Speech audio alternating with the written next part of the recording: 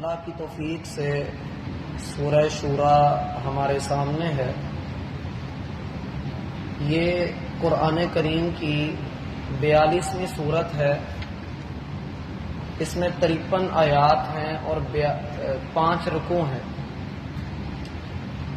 یہ ان 7 سورتوں میں سے ایک ہے جس کا آغاز اللہ سبحانہ و تعالی نے حامیم کے ساتھ کیا ہے،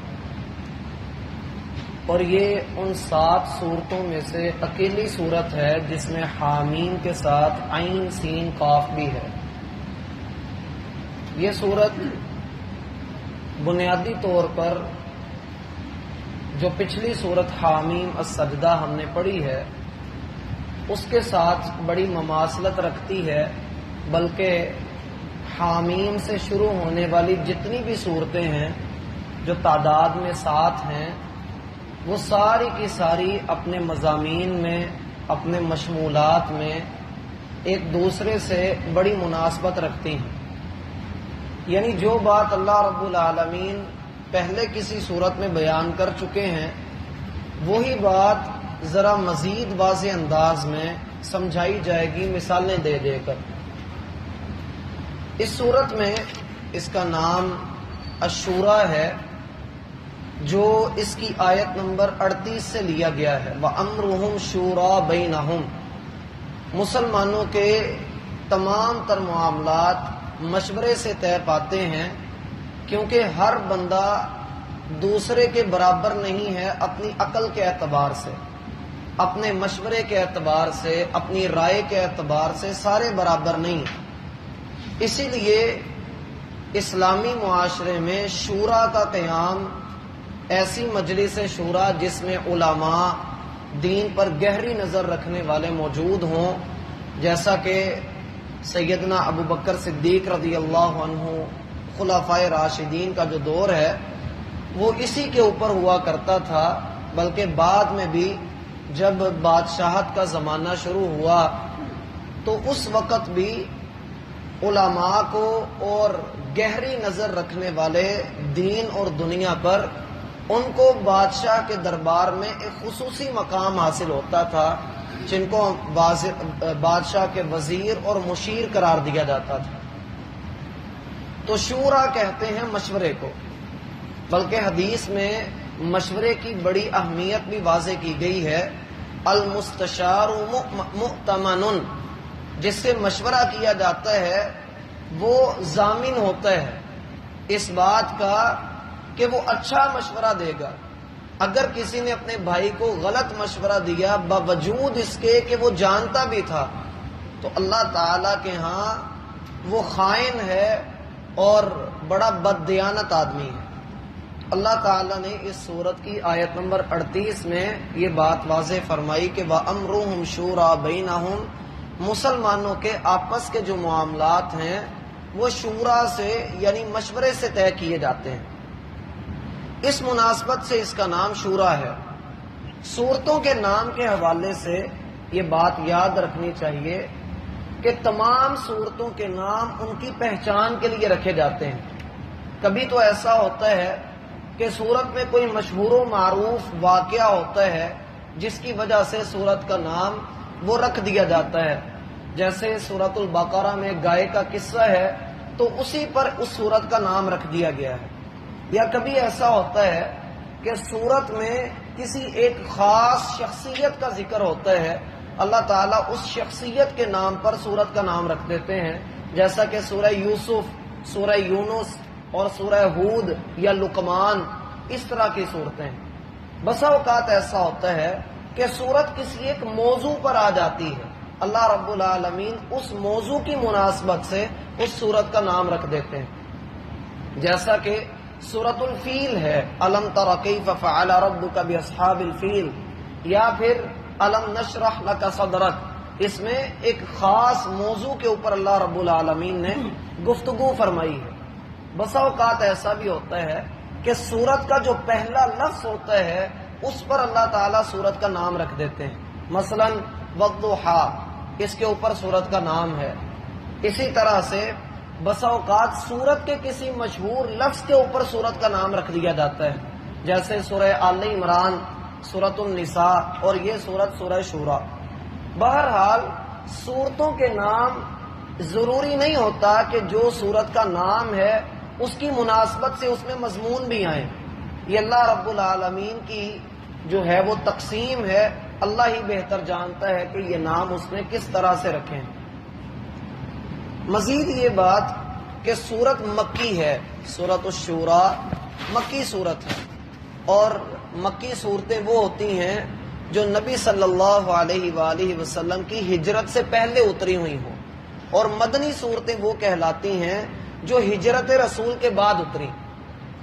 اس بات کو اچھی طرح یاد رکھنا چاہیے، پھر قرآن کو سمجھنے میں کافی حد تک آسانی ہو جاتی ہے کہ ہم اس ماحول میں چلے جاتے ہیں جس ماحول میں یہ سورت اتری۔ بعض اہل علم کا اختلاف ہے، جیسے کہ سیدنا عبداللہ بن عباس رضی اللہ عنہما، وہ اس سورت کی کچھ آیات کو، ساری کو نہیں، کچھ آیات کو مدنی قرار دیتے تھے۔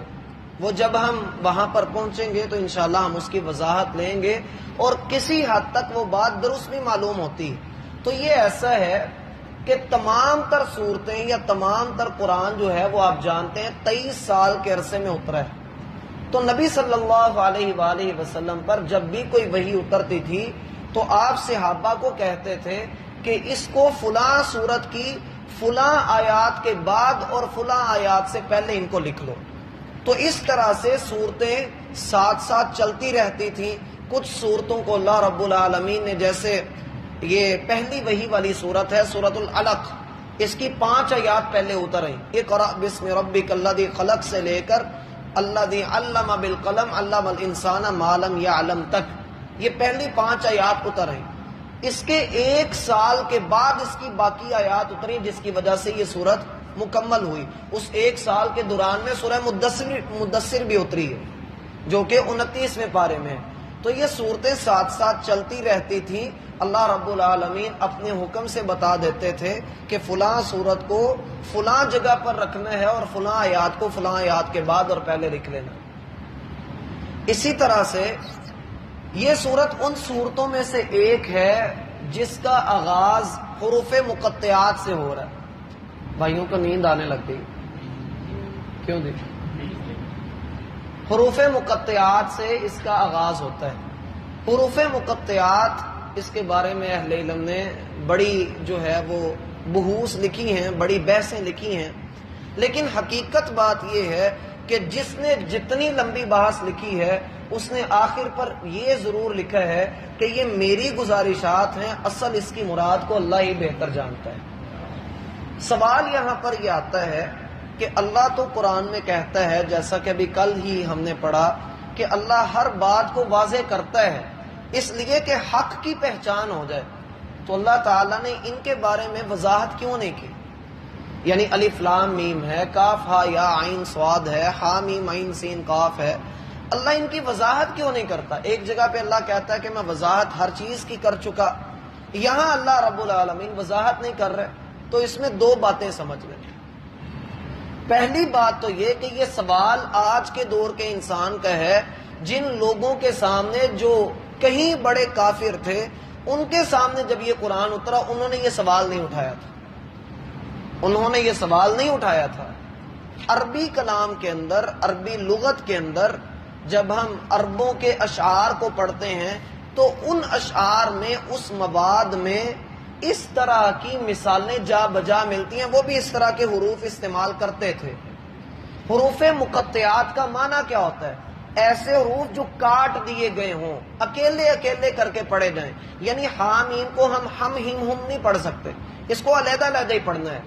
یہ ضرور ذہن میں رکھیں کہ حامیم کہنے والے شخص کے لیے 20 نیکیاں اللہ کے ہاں ہیں۔ نبی صلی اللہ علیہ وآلہ وسلم نے فرمایا، من قرأ حرفا من کتاب اللہ، جس نے اللہ کی کتاب میں سے ایک حرف کی تلاوت بھی کی تو اس کے لیے 10 نیکیاں ہیں، اور جس نے تجوید نہیں پڑھی، جو قاری صاحب نہیں ہیں، جو عام لوگ ہیں، اٹک اٹک کر پڑھتے ہیں، اس کے لیے ایک حرف کے بدلے 20 نیکیاں ہیں۔ تو حامیم اور عین سین قاف کے بارے میں پہلی بات تو یہ کہ عربوں نے اس پر اعتراض نہیں کیا، پھر اللہ نے بیان کیوں کیے؟ سوال تھوڑا سا اپنی حیت کو بدل رہا ہے کہ اللہ نے پھر بیان کیوں کیے؟ ہمارے لیے تو واضح نہیں ہے۔ اصل میں اللہ رب العالمین نے اس دور میں بھی، آج کے دور میں بھی اور ہمارے بعد بھی اللہ تعالیٰ نے ان حروف کو اس لیے اتارا ہے کہ قرآن میں اللہ تعالیٰ نے ایک چیلنج کیا ہے کہ اگر تمہارے بس میں ہے تو اس جیسی کتاب لے کر آؤ، اگر تم چاہو تو اس جیسا قرآن بنا لاؤ۔ چلو قرآن نہیں بنا سکتے 10 سورتیں بنا لاؤ، 10 نہیں بنا سکتے 1 سورت ہی بنا کر دکھا دو۔ کیوں اللہ رب العالمین نے یہ چیلنج کیوں کیا؟ آپ غور کیجئے کہ قرآن کی 29 سورتوں سے پہلے 29 سورتوں سے پہلے اللہ نے یہ حروف استعمال کیے ہیں۔ کہیں الف لام میم ہے، الف لام را ہے، الف لام میم را ہے۔ اللہ نے 29 سورتوں سے پہلے یہ حروف استعمال کیے، اور ہر جگہ اللہ تعالیٰ نے یہ حروف استعمال کرنے کے بعد قرآن کی حقانیت ہی بیان کی ہے۔ مثلا آپ یاسین آگے ہے والقرآن الحکیم، قسم ہے ہمیں حکمت والے قرآن کی۔ نون والقلم وما یسطرون، قسم ہے ہمیں اس قلم کی جو لکھ رہا ہے اور وہ لائنیں جو وہ لکھ رہا ہے۔ صاد والقرآن ذی ذکر، صاد اور ہمیں قسم ہے قرآن کی جو نصیحت والا ہے۔ کاف ہا یا عین صاد ذکر رحمت ربک عبدہ زکریا، اپنے رب کی رحمتوں کا ذکر کرو جو اس نے زکریا پر کی۔ تو اللہ کی رحمت کا اور اللہ کی کتاب کی حقانیت کا ذکر چلتا رہتا ہے، یا اللہ اپنی توحید ذکر کر دیتے ہیں۔ کس وجہ سے؟ کہ یہ حروف جو تم علیحدہ علیحدہ کر کے پڑھ رہے ہو، تمہارے پاس یہ حروف ہیں، ان کو جوڑو توڑو زبرے زیرے لگاؤ اور اس جیسا قرآن بنا کر دکھا دو۔ ہم نے بھی انہی حروف سے ہی قرآن بنایا ہے، ہم نے کوئی باہر کا حرف نہیں ڈالا۔ تم یہ کہتے ہو نا کہ محمد صلی اللہ علیہ وآلہ وسلم نے اپنی مرضی سے اور خود بیٹھ کر بنا لی ہے، تو چلو یہ حروف ہم تمہیں دیتے ہیں، تم بنا کر دکھا دو۔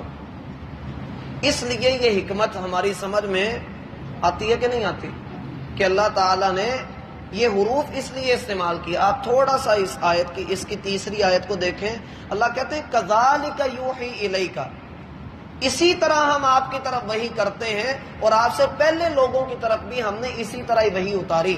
کس طرح سے؟ جیسے اللہ رب العالمین نے حامیم عین سین قاف کہا ہے، انہی حروف کو جوڑ توڑ کر اللہ رب العالمین باقی لفظ بنا کر تمہارے سامنے وحی اور قرآن رکھتے ہیں۔ اب اس جیسا قرآن بنا کر تم دکھا دو۔ تو یہ قرآن کا ایک معجزہ بھی ہے۔ اللہ نے توفیق دی تو انشاءاللہ اس سورت کی تیسری آیت سے ہم اگلی ملاقات میں پڑھنا شروع کریں گے۔ اللہ کی توفیق سے سورت